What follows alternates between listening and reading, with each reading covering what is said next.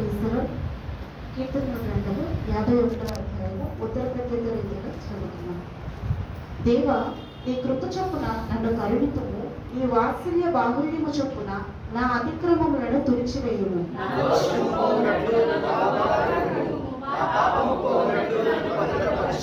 నా అతిక్రమములు నాకు తెలిసే ఉన్నది, నా పాపం ఎల్లప్పుడూ నా ఎదుటనున్నది.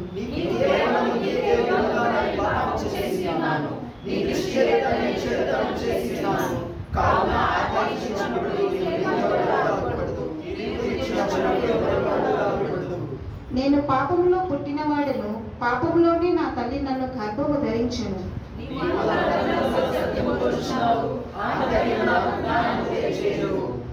నేను పవిత్రుడనగునట్లు హిస్సోపుతో నా పాపము పరిహరింపుము, హిమము కంటే నేను తెల్లగా నుడునట్లు నీవు నన్ను కడుగుము.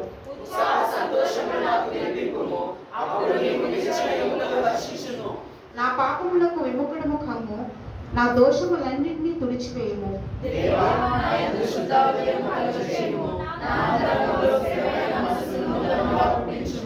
నీ సన్నిధిలో ఉండి నన్ను త్రోసివేయకము, నీ పరిశుద్ధాత్ముడు నా యుద్ధ నుండి తీసివేయకము.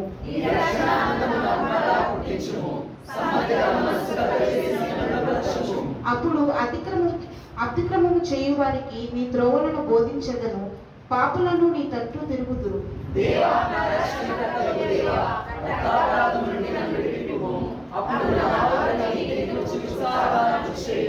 ప్రభువా, నా నోరు నీ స్తుతిని ప్రచురపరచునట్లు నా పెదవులను తెరువుము.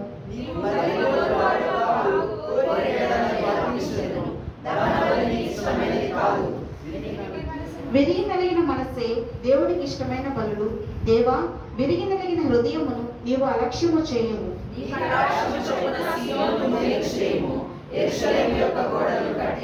చివరి వచనం అందరం కలిసి చదువుతున్నాము. అప్పుడు నీత్యయుక్తములైన బలులను, దహన బలులను, సర్వాంగ హోమములను నీవు అంగీకరింపవలెను. అప్పుడు జనులు నీ బలిపీఠము మీద కోడెను నర్పించెదరు. దేవుడి వాక్యం ద్వారా మనం దీవించుకున్నాక. ఆమేన్.